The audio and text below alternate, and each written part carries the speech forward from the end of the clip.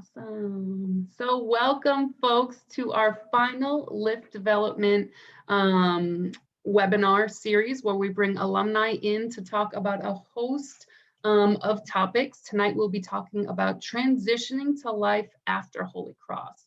We have 3 alumni here who will be introducing themselves in just a moment, but we'll be reflecting on what they wish they knew before they graduated and being able to prepare seniors and juniors on their time in transitioning. So again, we're recording tonight. Please drop your questions in the chat and we will get it started here. So can I ask the panelists tonight to introduce yourselves, and we'll kick it off with Brian. Great. Thanks, Amy. My name's Brian. I use the he series pronouns. I'm class of 2016, so it's actually my 5th year out. My 5th year reunion is this year, which is funny. And I am currently in Cambridge, Massachusetts. I'm a 3rd year student at Harvard Law School. Hi everybody, my name is Alyssa Martinez. I use she, her pronouns. I graduated last year, so class of 2020. I am currently in Chicago, Illinois, but I work for the College of the Holy Cross. I work in the Office of Admission. So that's been a lot of fun to do post-grad, and I'm excited to talk to you all tonight. And I'm David Suarez, class of 2004, he, him pronouns. I'm currently in New Hampshire, and I work for Southern New Hampshire University. Thank you all so much. We're excited to have you here tonight. And the first question is nice and light, but can you please share what your college major and minors were while you were at Holy Cross, and what were your original plans post-graduation?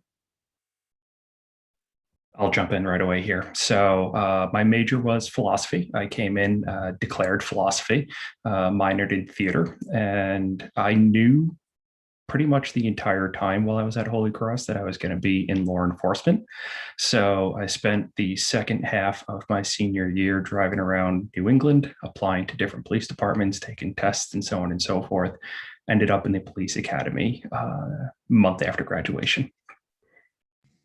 I'll go. So I was an international studies and Spanish double major, and I wasn't quite sure what I wanted to do post-grad. I was actually not going to start thinking about it until after my spring break. But then after my spring break is when the pandemic hit. So that kind of flipped the job market and made things a little bit more complicated and difficult. But now I again do admission. So happy I kind of stumbled upon this.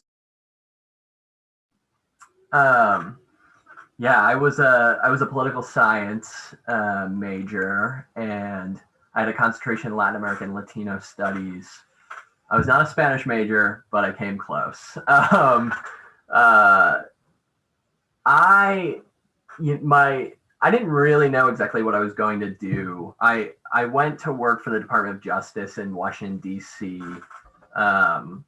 When I graduated, and I lined that up probably right around when you were saying, Alyssa, like I lined it up in the spring of my senior year after applying to a lot of places. With no clear sense of where I was going to end up. Great, thank you all for sharing. I asked that one strategically because I went in as a marine bio major in college, full disclosure. But as we know, things can change. So the second question I have is, I'm interested in hearing how your postgraduate plans may or may not have changed. And what events or things or opportunities popped up that either altered your career path or solidified it? Sure. We'll just keep flip-flopping the order we do. Yeah, so like I said, I went to the Department of Justice. I always had an interest in like government and policy. Like I did a lot of internships when I was at Holy Cross in government, did like the Washington semester and all of that fun stuff. When I got out, I kind of figured I was going to go to graduate school, but I didn't know what I was going to do. And so like I took 2 years off before starting law school, and like it was just helpful to figure out, one, like what kind of graduate school I was going to do. And I was at a legal job for those 2 years. And I really liked it. Enjoyed working with the people I was working with, enjoyed what the work looked like, and just figured that I could do that for a career. And you had to go to law school to do that. For a while, I thought about, master's programs or PhDs, talked to a lot of Holy Cross professors about that. And ultimately decided against it because I really liked the work that I was doing after college. All right. So, I'll jump in here. As I had quickly mentioned there before, I knew I wanted to work in law enforcement. I didn't know if it was local, state, federal, or what it may have been. But a month after graduation, I was in the police academy and worked in law enforcement for a few years. What changed? I don't really know. I changed my mind of what I wanted to do. I wanted to try something else. I used the skills that I learned as a police officer to do investigations for Progressive Insurance for a number of years. So I was in the automotive industry, so to say. And then after that, after a number of years, I decided I wanted to get into education. My own family has a history of working in education. So I sometimes look back on that time and say, this was a no-brainer. Why didn't I do this from day one? But I didn't, and I'm okay with that. So I've been in education for 9 years.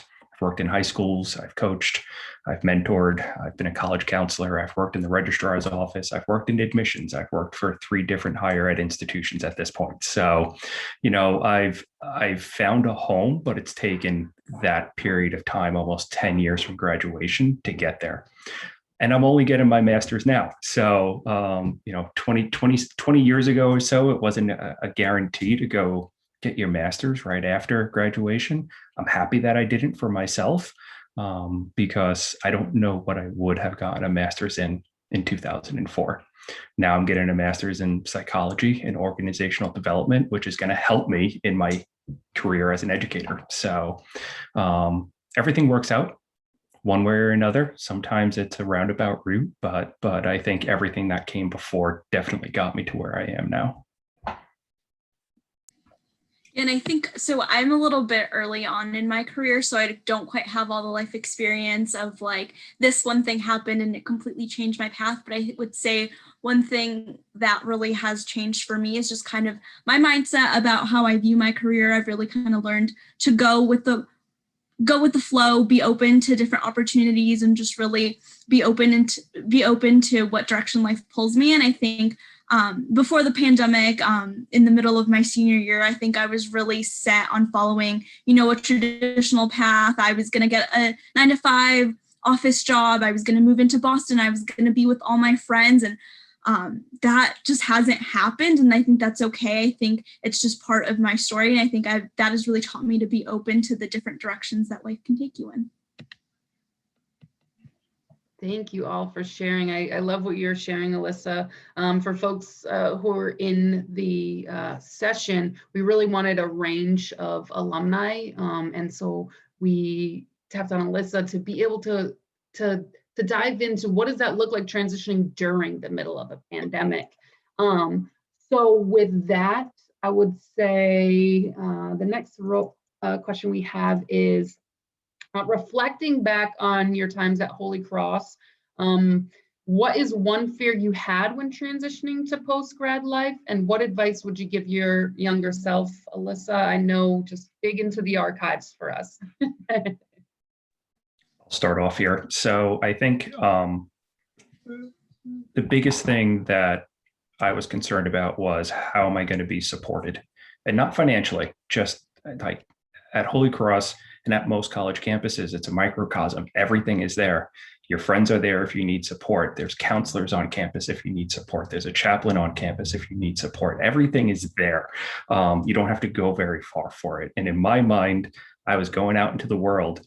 Where's my support structure, right? Like I'm not necessarily going to be living next door to my best friend. A counselor isn't going to be a walk across campus, things of that nature. So that was my biggest concern more than anything else. Wherever I end up, whenever I end up there, how am I going to be supported?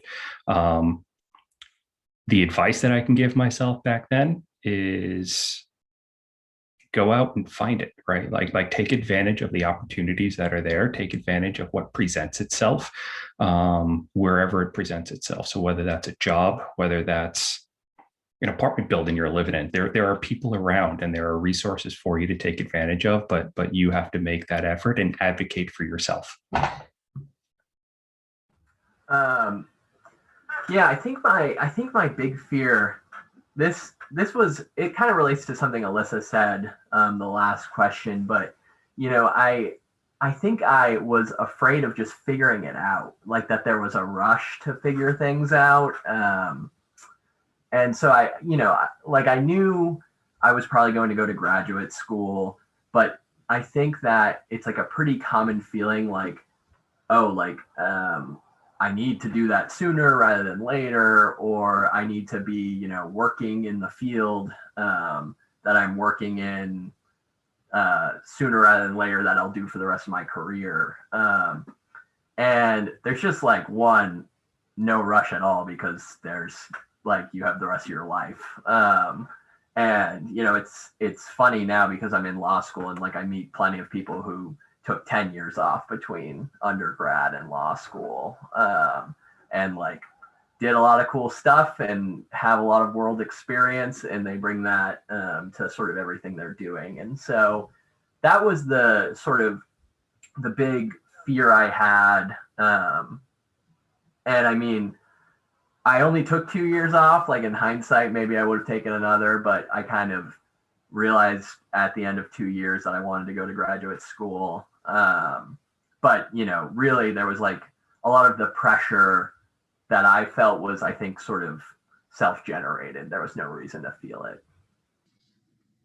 So my biggest concern coming out of undergrad was how am I going to pay off my loans, and thinking about finances and how to start saving after postgrad while still being able to pay off my loans. And so I think that was a big stress that I had kind of looming over me. And I think just the advice that I would give myself is to relax.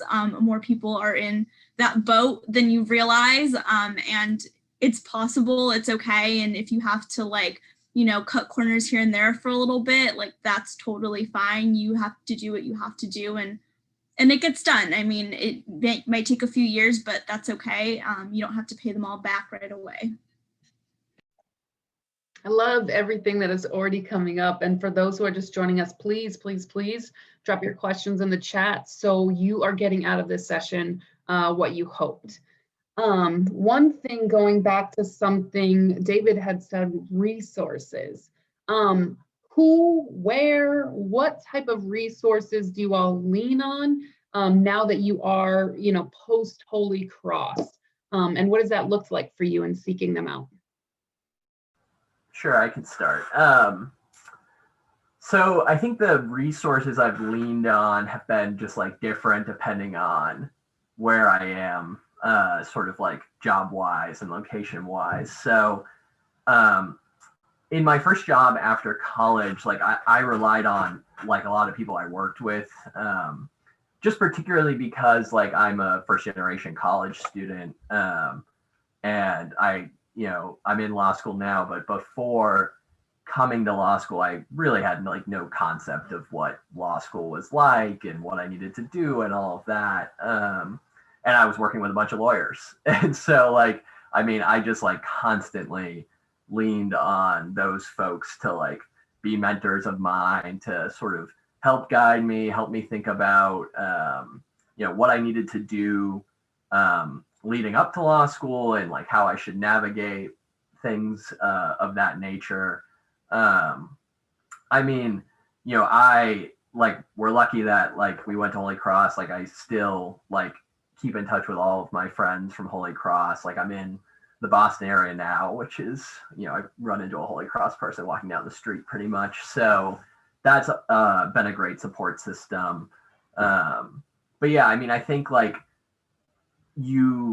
especially if you're working after college, find the people who like have sort of like navigated a path that interests you and ask them how they did it pretty much. And like people love talking about how they like made it through their career. Like people love to talk about that kind of stuff. So you just really have to make the effort, I think, to reach out to them.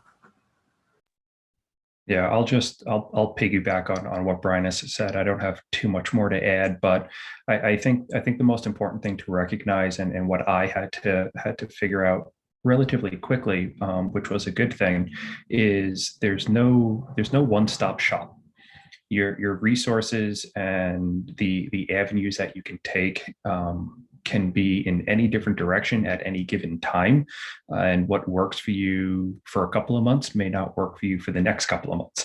So, just be open and receptive to people that are in your life, that are in your lives. The big thing for me was I grew up in a large family. I went to Holy Cross. I grew up in New Jersey, so a few hours away, then moved to New Hampshire. My family was not my immediate support structure anymore. So, they were there. I could call them, but they were a 5-hour drive away. So I needed to be open to the idea of, like Brian said, people I worked with, people I was around, people I met, as even just acquaintances for a month, right? Like these people could prove important to you in your life for that small period of time. So I think it's just being open to that is what's really important more than anything else. Yeah, absolutely. So I think currently my biggest sort of support system is my family, just because I'm living at home, I'm spending lots of time with my family. And it's just kind of great to be able to be home and reconnect and, take all of their advice in and listen to some of it, maybe not listen to all of it. But I think having them here has been really great for me as I kind of transition out of undergrad and start to transition into the working world. It's kind of the best of both worlds for me right now, to be able to be home and spend lots of time with my family, and to be working at the same time and be able to connect with, colleagues and coworkers and kind of pick their brain about the job and the field of higher education. Amy actually has been a great support system for me.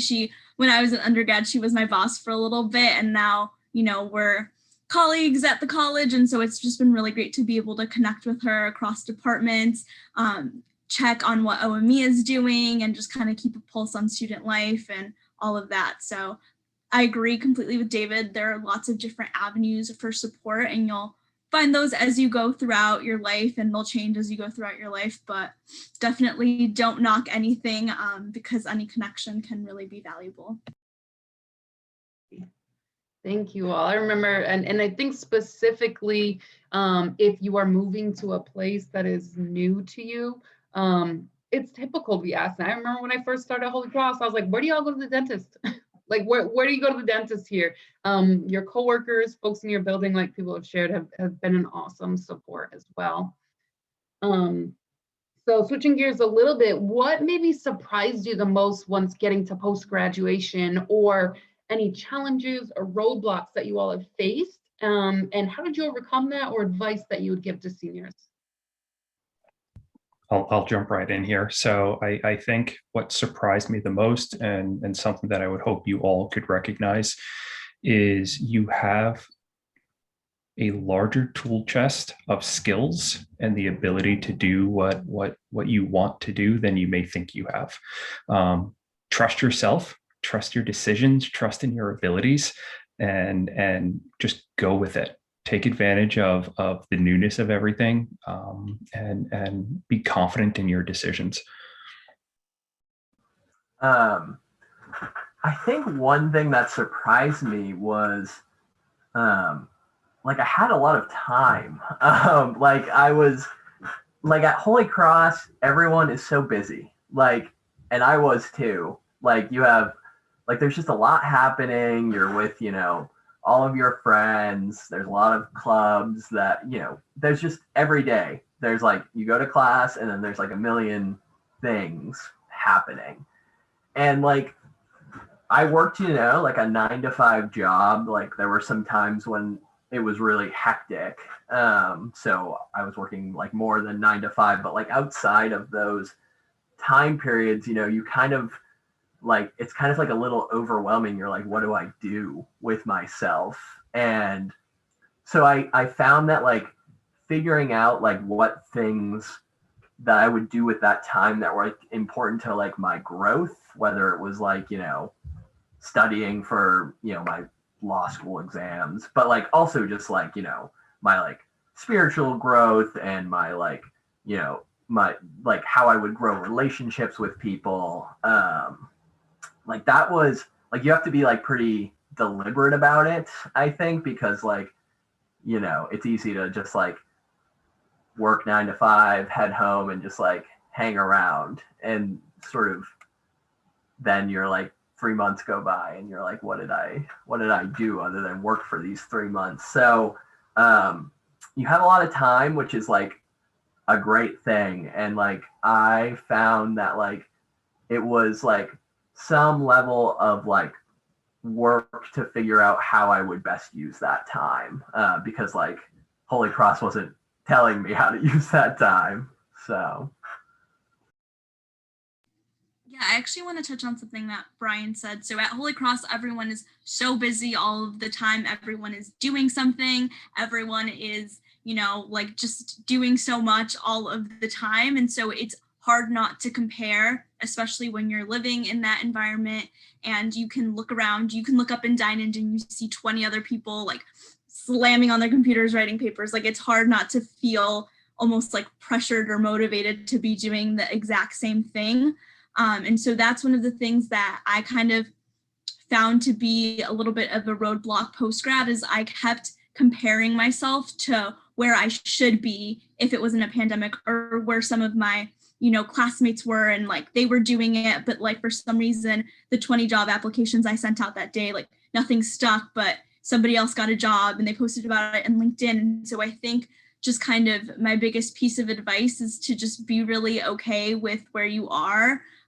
Things always work out, things always kind of come together. And so just because somebody else is doing something doesn't mean that you have to be doing it, or doesn't mean that you should be comparing yourself to them. So I think that's something that's really important to keep in mind, because it can be hard. Thank you for bringing that up, Alyssa. Before we dive into kind of logistics, budgeting, where do you live, apartments, benefits, before we dive into that stuff, I want to go off of something you just shared, Alyssa. So as you all know, and we've all been in this global pandemic for over a year at this point, COVID has altered many folks' plans.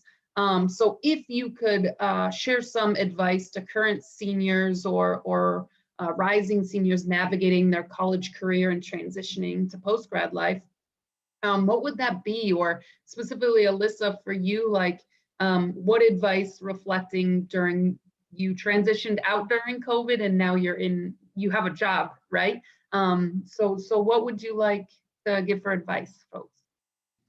I think something I keep going back to this, and I do it because I almost wish somebody would have like shaken me and told me this. Like, one, take advantage of the Career Development Center. They're a great resource. They'll help you figure it out. So you do have a support system that's going to help you figure it out. And so 2, like, you're going to figure it out. It's going to be okay. And you have your whole life, you have your whole career ahead of you. This is really only the beginning. You don't have to be at the end point just yet. Like, if you make a few mistakes along the way, like, make them. That's what the beginning of your career is for. Don't go out trying to make mistakes, but if they happen, that's okay. Yeah, I think, one thing that's difficult. So I'll preface this by saying, despite the fact that I graduated 5 years ago, the job that I am starting at once I graduate from law school in the fall, I worked at that job for the first time last summer. And so I worked in an all remote environment in the job that I'll be working at once I graduate from law school. And one thing that like COVID, I think obviously has made challenging for everyone is when you start a new job, it's just harder to meet your coworkers.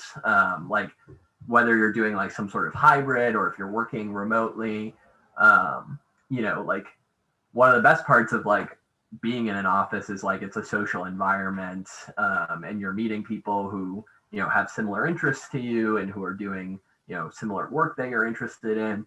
And so, I think like within like the bounds of like maintaining your own sort of like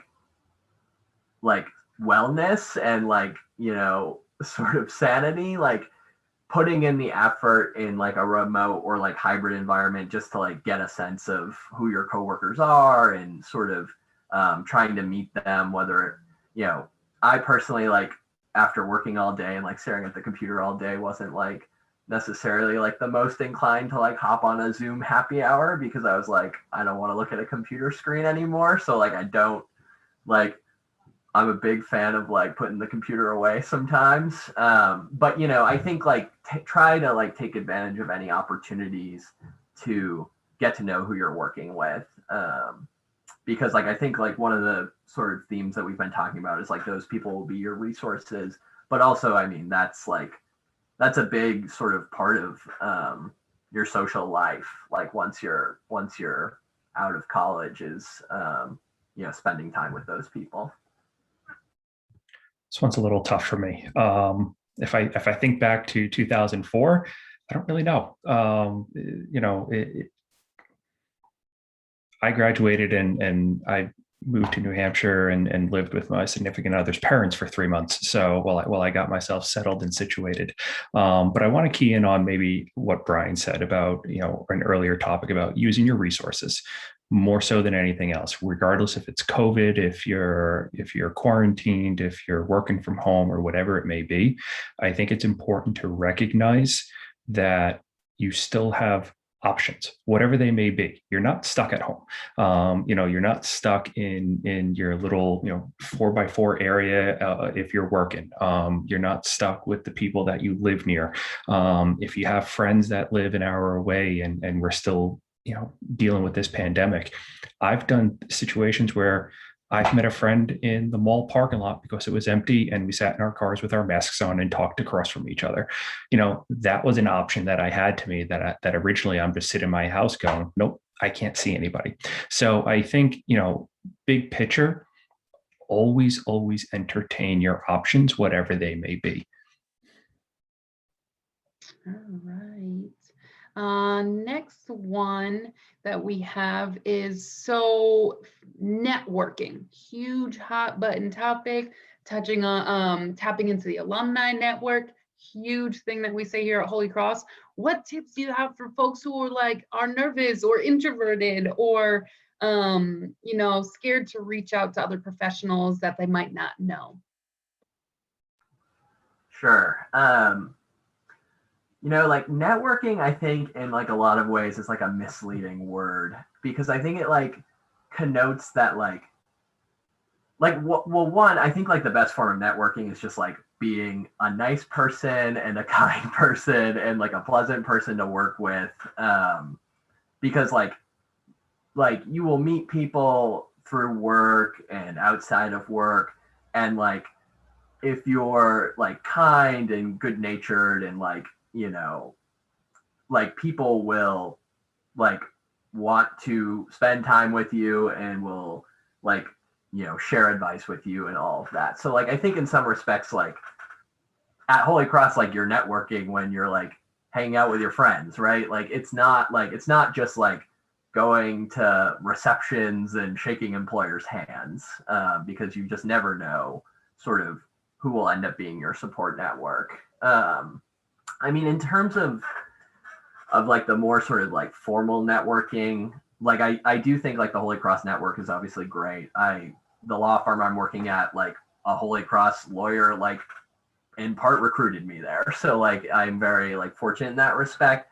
But again, like, I really like, I ended up talking to that lawyer because she went to Holy Cross and I was like, I have no idea what I'm doing. Like, I also went to Holy Cross and she was like, oh, okay. Like, I'll just show you the ropes and we'll figure it out together. So like, I do think like, don't be afraid of like sort of that more formal aspect of like shooting someone an email, even though I know it's like horrifying. Like, either the person will respond to your email and like, they will be so enthusiastic to like share with you advice and chat with you or whatever, or they'll just not respond to your email and like, maybe you're better off not knowing that kind of person, frankly. And two, like, nothing, like there's nothing bad came of that. So Yeah, I mean, the Holy Cross Alumni Network is bananas. Holy Cross, people love Holy Cross, and it rings true always. I actually rolled out a project recently where, we had alumni sign up to contact all admitted students. So all students, if they got into the college, got an email from an alum or a postcard from an alum. And we had so many alumni sign up, and they all were so eager to help and so willing to welcome in students who weren't even officially a part of the Holy Cross community. So I can only imagine just how willing they would be to extend a hand to a student who's graduating from Holy Cross.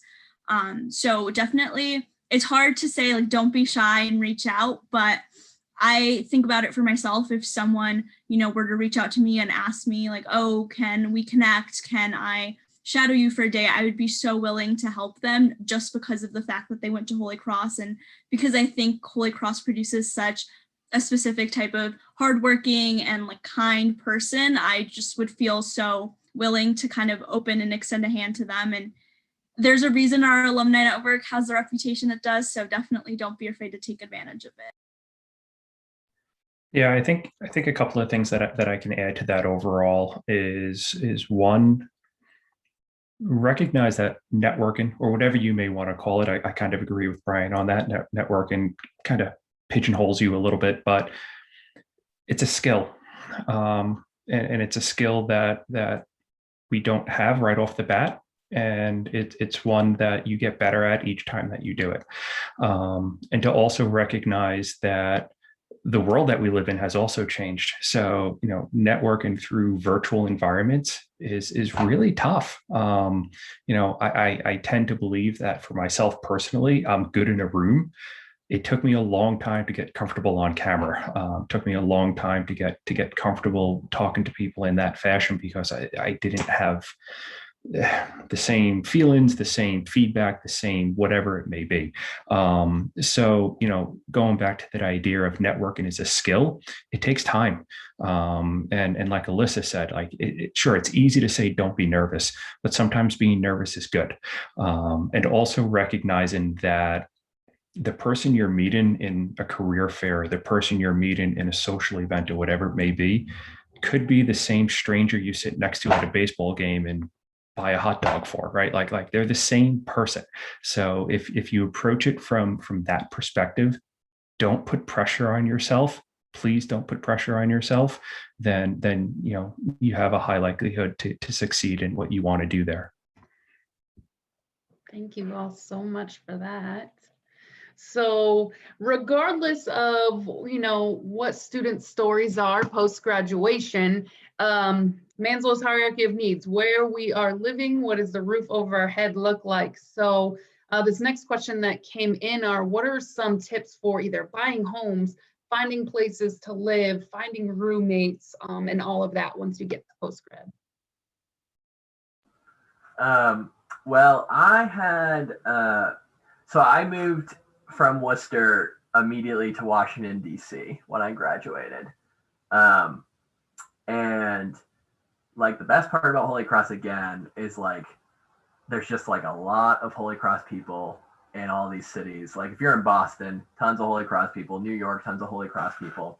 And in DC, tons of Holy Cross people. And my roommate for my 2 years in DC was a classmate of mine from Holy Cross. So that made it pretty easy. I mean, on like finding like where you're going to live, like, like it's, well, one, like your budget, obviously you want like to be like a big factor. Like you don't want to spend more on housing than you have to. But I mean, there are just so many like online resources. And I mean, that's definitely what I took advantage of, was like there's like 19 different websites to look for apartments. And so, and they let you sort by, how much you're willing to spend. So like, I moved down to DC in August and like started a lease on August 1st. And like, it really wasn't that hard to do. Like it's not as much planning as you might like. The actual moving, I don't like moving, but like the actual finding an apartment is like less intimidating than you think it might be. I think because there are a lot of good resources to do it. Yeah, it's definitely that resource piece still. Like we keep going back to it. I know I mentioned earlier that when I graduated, I moved in with my significant other's parents, but I also knew that I couldn't do that for very long. So, I utilized the people that were around me who, I was at the police academy with, or their friends or whatever it may be, and asked them questions. Hey, where do you live? What's this area like? Hey, I'm brand new to New Hampshire. I don't know anything about this place. Where's it? What's the good side of town in Manchester, right? And things like that. So it still goes back to that utilizing your resources, and just being able to be confident again in those decisions that you make. So have those conversations, do your research, trust your research, and then move forward with it. If you need help, if you see a place, an apartment you want to apply to, ask lots of questions, right? Like take advantage of the opportunity to make sure that you're comfortable with what you're doing. And if you're uncomfortable with something, then ask for help. Yeah, absolutely. So I still live at home. So my response is a little bit different to this, but I'll probably be back in the office by the summer. So right now I've been doing a lot of reaching out to Holy Cross kids and connecting with people who live in the Boston area just to try to, find housing and find a place to live for the summer, which is, exciting and a new chapter in my life and a different transition that I'm looking forward to. But I completely agree with what David was saying. Do your research. I've had a few friends who have moved out and, have had some tough luck with their first apartments, and that's okay, but definitely can be avoided just by asking some questions, maybe reach out to other people that live in the building or who have lived there before. Thank you all. So these next two questions I have, I'll kind of package them together a little. Benefits and budgeting. So what advice do you have? And feel free to take them individually. I'm kind of looking at time here. But what advice do you have specifically around budgeting, saving, maybe saving for that house, saving for, purchasing an apartment or whatever that looks like? And then, when students are landing their first roles and maybe one that has benefits, what does selecting your first benefits package look like? I'll jump right in. Make a list. Please make a list, make a budget list. You don't have to buy fancy software for it or anything like that. I'm sure we all are familiar with Excel. Make a list. And this is coming from somebody like myself who hates making lists, but I found out very quickly that I needed to make a budget list, figure out exactly how much everything costs. Some things will surprise you. You'll be, surprised how much groceries cost. When they talk about the essentials at the grocery store, well, the essentials at the grocery store are $50. And that's just milk, eggs, and bread. So, make a list, figure out exactly where you're at, how much money you're bringing in, how much money's going out, what's left over, what you can do, what you can use for fun. But absolutely positively make a list. That's going to be the most important thing that you can do in order to be confident and comfortable with your budget. The other side of that coin, and going back maybe a little bit to, we were talking about homes or apartments or whatever it may be. Rarely do you have the opportunity to be completely confident that you have enough money to do something. So that's where that list comes in again. I look at myself, I have a house now. And when I bought this house 10 years ago, I was like, there's no way I can afford a house. This is never going to happen. That's ridiculous.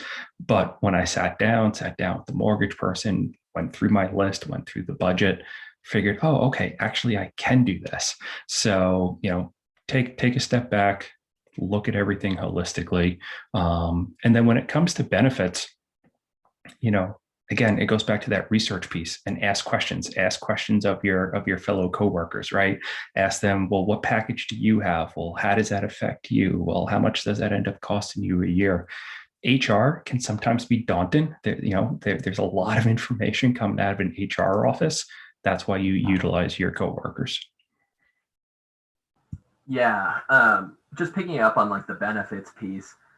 Well, one, I had no idea what benefits even were. And I'm fortunate that I went to work for the federal government where it was just done for me. But you know, like you should really like honestly think about what your job is giving you for benefits as like part of what they're paying you. Honestly, it's like it's as important, because if they're not giving it to you and you need it, you're going to have to pay for it out of your salary. So that's the only thing I would say on that point. And like, you know, talk like David was saying, like I had no idea like what like the difference between like different health, and like I asked a lot of people a lot of questions about like I don't know what this means, like what this type of health insurance is versus whatever. On the budget piece, I agree with like everything about making a list.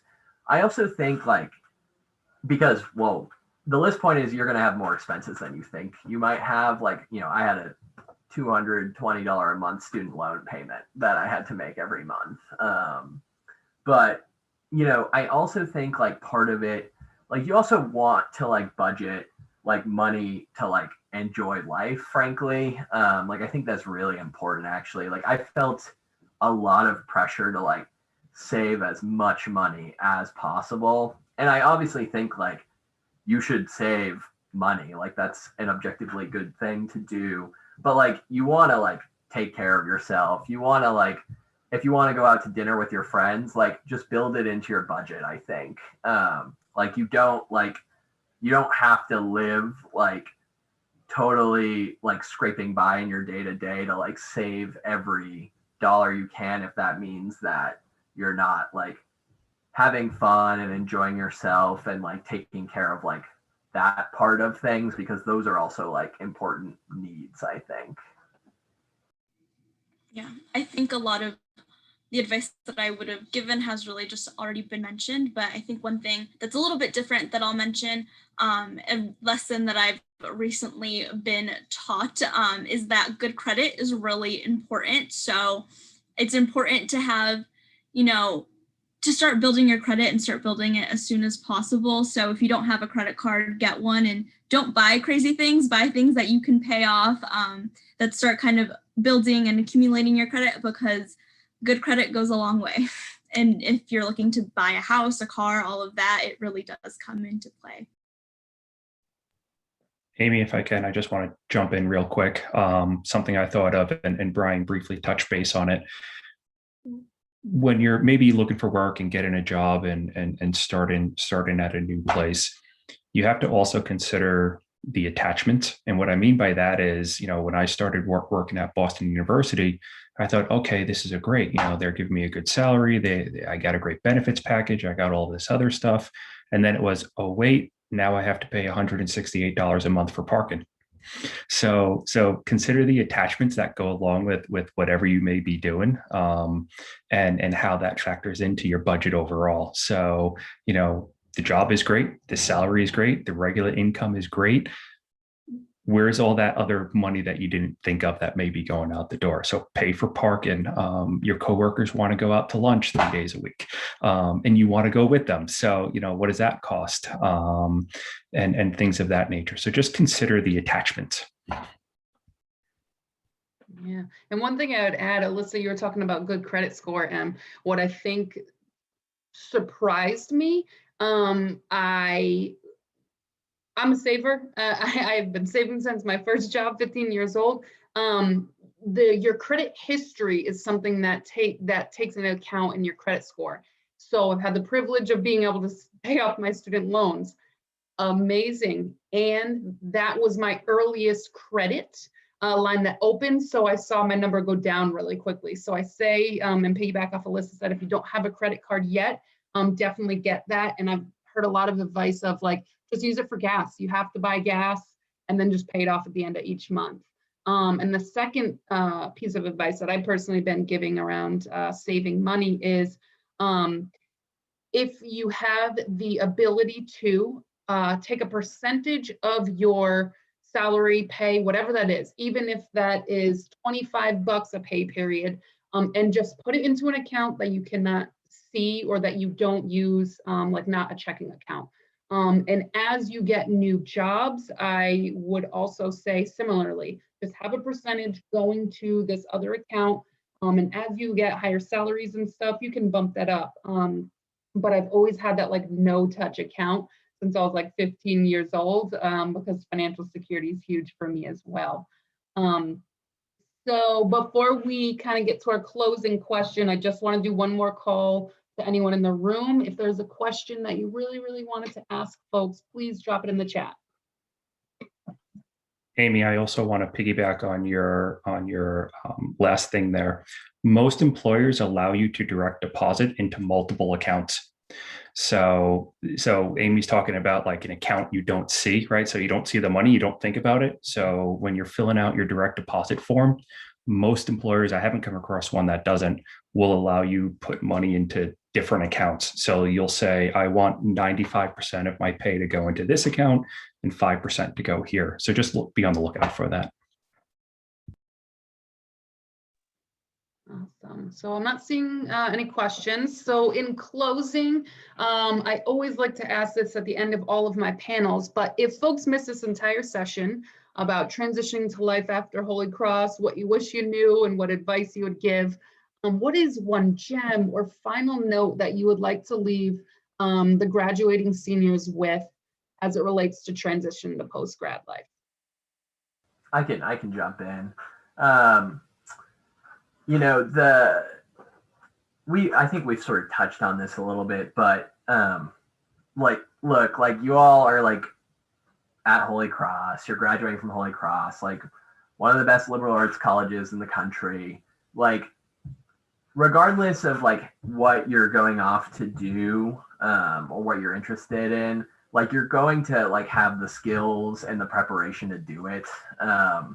You know, like I didn't like really learn about the term imposter syndrome probably until I was at Holy Cross, and I felt it a lot while I was at Holy Cross. And like I felt it at my first job, and I felt it when I got to law school. But in none of those like places was I unprepared for like what was there. I just was nervous, and you know, it's really like it's scary, like doing new things and like consequential things at that. But like I think like at the end of the day, like, you know, like think about like, you know, the last 4 years that you spent like getting ready for this, and think about like the skills you've built and the connections you've made, and like, you know, how much you've grown since you were, you know, 18 and starting at Holy Cross, and like you're like ready for those next steps. Like there's a lot of figuring out to do, but you know, everyone gets there. I'll jump in. I have a really similar kind of note to end on. It's really intimidating doing those initial job searches and seeing entry-level jobs require like 5 to like 10 years of experience, or just like so much more experience than you think you don't have. Like you look at that and you're like, well, I don't have 3 years of a formal job experience, but you've done so many things in your undergraduate career. You've, you know, held a lot of internships, you've been involved in a lot of clubs, like you are so prepared to go out into the real world and find your way and make your way. I think the one thing I would ultimately say is being out in the world is about you. It's not about your job. It's not about the car you drive. It's not about where you live. It's not honestly really necessarily about your friends or your coworkers, because they come and go. It's about you. So don't lose sight of who you are. Don't lose sight of your place in anything that you're doing and your role in that. Attitude, personality are everything. You know, you are who you are. No matter what job you have, you are who you are, no matter what you drive or where you live or whatever it may be. So don't get too focused on all of that other stuff, and be sure to always put yourself front and center. And like, you know, Brian said earlier, you have the tools you need. You really do. And just trust in that. I love that, David. That is an amazing note to end on. So with that, I just want to thank all of the presenters here tonight, Brian, David, Alyssa, for volunteering your time to give back to the Holy Cross community. And thank you to the folks who were able to make tonight's event. As you can see, like here are 3 alumni that you can reach out to tonight that you've been able to connect with, but just ask more, like Holy Cross says, ask more, whoever it is, as you're navigating your life post Holy Cross. And again, thank you tonight. Be well, folks. Be safe. And I look forward to connecting with you all again soon.